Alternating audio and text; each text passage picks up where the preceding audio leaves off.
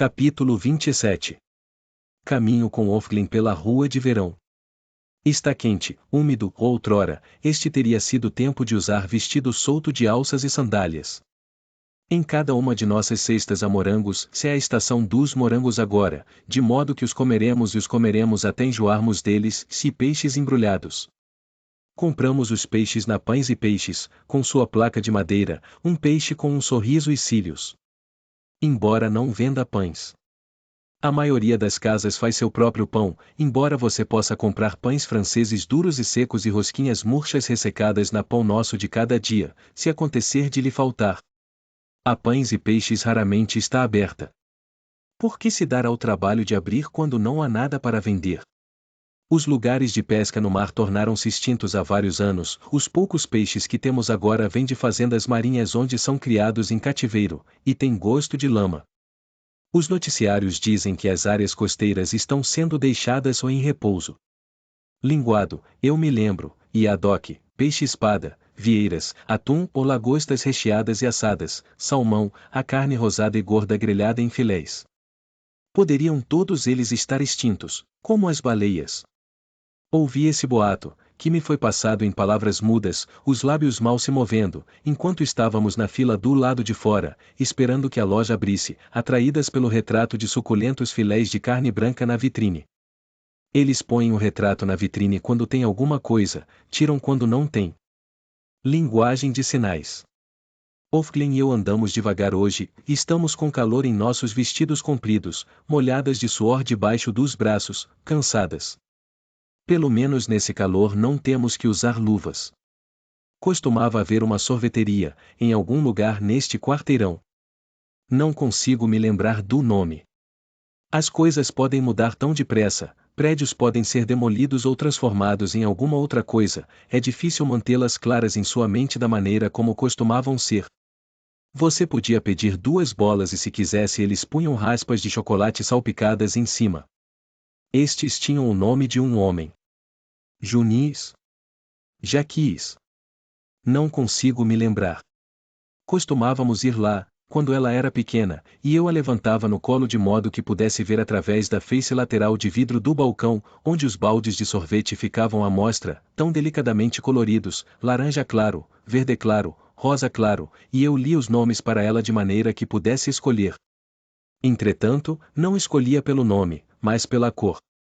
Seus vestidos e macacões eram daquelas cores também. Tons pastéis de sorvete. Jimis, era esse o nome. Ofglin e eu agora estamos mais à vontade uma com a outra, estamos habituadas uma com a outra. Gêmeas siamesas. Não nos incomodamos muito mais com as formalidades quando nos cumprimentamos, sorrimos e seguimos em frente, lado a lado, cobrindo serenamente nosso percurso diário. De vez em quando variamos a rota, ou não há nada contra isso, desde que nos mantenhamos dentro dos limites das barreiras. Um rato num labirinto está livre para ir a qualquer lugar, desde que permaneça dentro do labirinto. Já fomos às lojas e à igreja, agora estamos no muro. Nada nele hoje, eles não deixam os corpos pendurados tanto tempo no verão como fazem no inverno, por causa das moscas e do cheiro. Esta outrora foi a terra de sprays para aromatizar ambientes, pinho e floral, e as pessoas conservam o gosto, e especialmente os comandantes, que pregam pureza em todas as coisas. Você conseguiu tudo em sua lista? Diz Ofglin para mim agora, embora saiba que sim. Nossas listas nunca são longas. Ela abriu mão de parte de sua passividade ultimamente, de parte de sua melancolia. Com frequência toma a iniciativa de falar comigo primeiro. Sim, digo. Vamos dar a volta, diz ela. Ela quer dizer descer, em direção ao rio. Não seguimos por ali já faz algum tempo. Ótimo, digo. Não me viro imediatamente, contudo, mas fico parada onde estou, dando um último olhar para o muro. Lá estão os tijolos vermelhos, os holofotes, lá está o arame farpado, os ganchos. De alguma maneira o muro é ainda mais medonho, mais ameaçador quando está vazio dessa forma. Quando nele tem alguém pendurado pelo menos o pior você já sabe. Mais vazio, é também potencialidade, como uma tempestade que se avizinha. Quando posso ver os corpos de verdade, Quando posso avaliar pelos tamanhos e formas que nenhum deles é Luke, posso acreditar também que ainda esteja vivo. Não sei por que espero que apareça nesse muro. Existem centenas de outros lugares onde poderiam tê-lo matado. Mas não consigo me livrar da ideia de que ele está lá dentro, neste momento, atrás dos tijolos vermelhos vagos. Tento imaginar em que prédio ele está. Ainda consigo me lembrar de onde ficam os prédios, dentro do muro. Costumávamos poder andar por lá com toda a liberdade, quando era uma universidade. Ainda entramos lá de vez em quando para salvamentos de mulheres. A maioria dos prédios era de tijolos vermelhos também, ou alguns têm vãos de portas arqueados, um estilo românico, do século XIX. Não temos mais permissão para entrar nos prédios, mas quem ia querer entrar? Esses prédios pertencem aos olhos. Talvez ele esteja na biblioteca.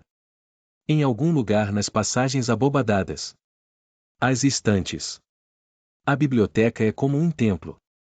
Há um longo lance de escadaria branca, conduzindo às fileiras de portas. Então, dentro, outra escadaria branca subindo. Em ambos os lados da escadaria, na parede, há anjos. Também há homens combatendo ou prontos para o combate, parecendo limpos e nobres, não sujos e ensanguentados e fedorentos como devem ter estado. A vitória fica em um dos lados do vão da porta interna, conduzindo-os, e a morte fica do outro. É um mural em homenagem a uma guerra qualquer. Os homens do lado da morte ainda estão vivos. Eles estão indo para o céu. A morte é uma bela mulher, com asas e um seio quase nu, ou será que essa é a vitória? Não consigo me lembrar. Eles não terão destruído isso. Damos as costas para o muro e seguimos para a esquerda.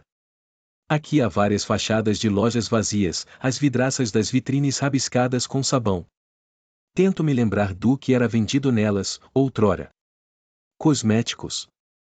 Joias. A maioria das lojas vendendo artigos para homens ainda continua aberta, são apenas as que vendiam o que eles chamam de futilidades que foram fechadas. Na esquina fica a loja conhecida como Escritos da Alma. É uma franquia, e existem escritos da alma em cada área de comércio da cidade, em cada subúrbio, ou pelo menos é o que dizem. Deve dar muito lucro. A vitrine da Escritos da Alma é de vidro inquebrável. Atrás dele estão máquinas impressoras, fileiras após fileiras delas. Estas máquinas são conhecidas como rollers, as enroladoras sagradas, mas só entre nós, é um apelido desrespeitoso. O que as máquinas imprimem são orações, rolo após rolo, preces saindo incessantemente. Elas são encomendadas por compufone, já ouvi a esposa do comandante fazer isso. Encomendar orações descritos da alma é considerado como sendo um sinal de devoção religiosa e de lealdade ao regime, de maneira que é claro que as esposas dos comandantes fazem muito isso. Ajuda a carreira de seus maridos. Existem 5 orações diferentes, um para a saúde, para a riqueza, para uma morte, para um nascimento, para um pecado.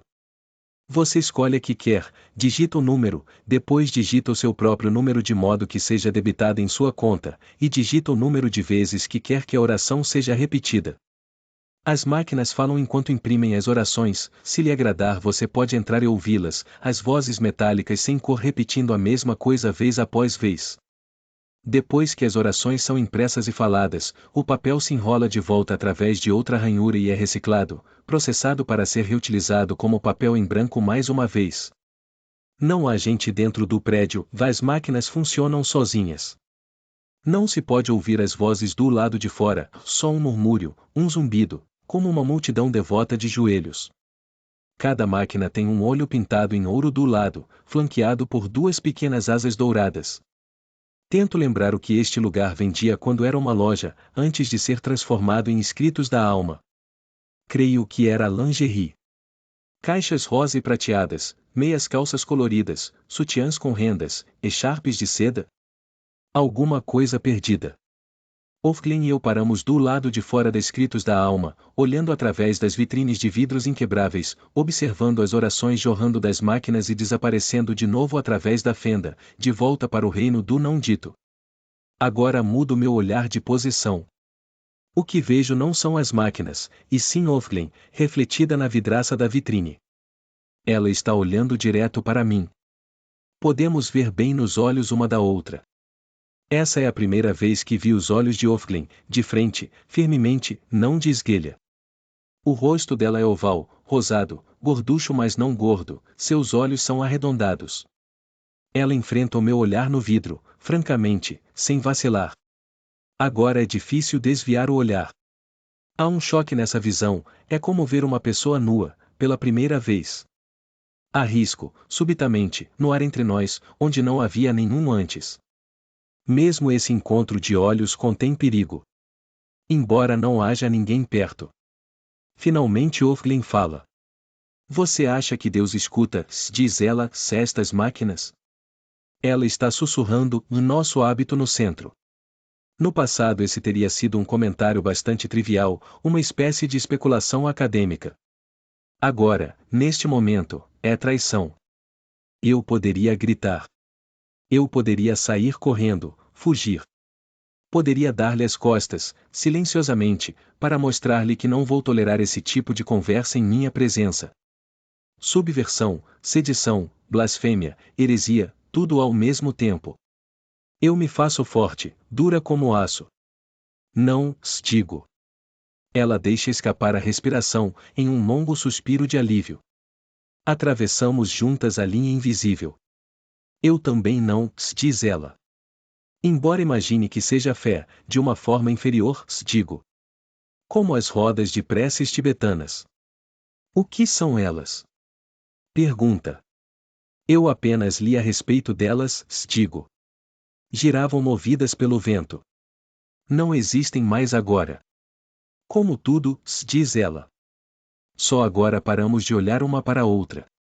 É seguro aqui? Sussurro. Imagino que seja o lugar mais seguro, diz ela. Parecemos estar rezando, só isso. E quanto a eles? Eles? Diz ela, ainda sussurrando. Você está sempre mais segura na rua ao ar livre, não há microfones, e por que poriam um aqui? Imaginariam que ninguém fosse ousar. Mas já ficamos tempo suficiente. Não faz sentido nos atrasarmos em voltar. Viramos e nos afastamos juntas. Mantenha a cabeça abaixada enquanto andamos, diz ela, e incline-se apenas um pouquinho em direção a mim. Assim posso ouvir você melhor. Não fale quando houver alguém vindo. Nós andamos, de cabeça baixa como de hábito. Estou tão entusiasmada que mal consigo respirar, mas mantenho um passo regular. Agora mais do que nunca tenho que evitar atrair atenção para mim mesma. Pensei que você fosse uma verdadeira crente, diz Ofglin. E eu pensei que você fosse, digo. Você era sempre tão insuportavelmente devota. Você também, respondo. Tenho vontade de rir, gritar, abraçá-la. Você pode se juntar a nós, diz ela. Nós. Digo. Então existem outras, existe um nós. Eu sabia. Você não imaginou que eu fosse a única, diz ela. Eu não imaginei isso. Ocorre-me que ela pode ser uma espiã, uma embusteira, preparando uma armadilha para me apanhar, tal é o solo em que crescemos. Mas não consigo acreditar nisso, a esperança está aflorando em mim, como seiva numa árvore. Sangue numa ferida. Nós fizemos uma abertura. Quero perguntar a ela se viu Moira, se alguém pode descobrir o que aconteceu com Luke, com minha filha, até mesmo minha mãe, mas não há muito tempo, cedo demais estamos nos aproximando da esquina da rua principal, a que fica antes da primeira barreira. Haverá gente demais. Não diga uma palavra, me adverte Ofglin, embora não precise. De maneira nenhuma. É claro que não, digo. A quem eu poderia contar? Caminhamos pela rua principal em silêncio, passando pelos lírios, passando pelo toda a carne. Há mais gente nas calçadas nesta tarde do que de costume, no tempo quente deve tê-los feito sair. Mulheres, de verde, azul, vermelho, listras, homens também, alguns de uniforme, alguns em trajes civis. O sol é de graça, ainda está lá para ser apreciado. Embora ninguém tome mais banho de sol, não em público. Há mais carros também. Tormentas com seus choferes e seus ocupantes privilegiados, carros inferiores dirigidos por homens inferiores. Alguma coisa está acontecendo, há uma comoção, um alvoroço em meio aos cardumes de carros. Alguns estão virando para o lado e encostando junto ao meio-fio, como se para sair do caminho. Levanta o olhar rapidamente, vê uma caminhonete preta, com o olho alado branco do lado. Não está com a sirene ligada, mas os outros carros a evitam de todo modo. Ela passa lentamente pela rua, como se à procura de alguma coisa, um tubarão à espreita. Congelo, o frio percorre meu corpo inteiro, descendo até os pés. Deviam haver microfones afinal, eles nos ouviram no final das contas. Ofglin, sob a cobertura de sua manga, agarra meu cotovelo. Continue andando, sussurra. Finja que não vê. Mas não posso deixar de ver. Bem na nossa frente a caminhonete para. Dois olhos, de ternos cinza, saltam pelas portas duplas que se abrem na traseira. Agarram um homem que vem andando paralelamente, um homem com uma maleta, um homem de aparência comum, atiram-no com violência de costas contra a lateral preta da caminhonete. Ele fica ali por um momento, de braços e pernas abertos, estendido contra o metal como se estivesse colado nele, e então um dos olhos avança para cima dele, faz alguma coisa violenta e brutal que o faz se dobrar sobre si numa trouxa frouxa de pano. Eles o levantam do chão e o atiram para dentro da traseira da caminhonete como se fosse uma saca de correspondência. Então entram também e as portas são fechadas e a caminhonete segue adiante. Acabou-se, em segundos, e o tráfego na rua recomeça como se nada tivesse acontecido. O que sinto é alívio. Não fui eu.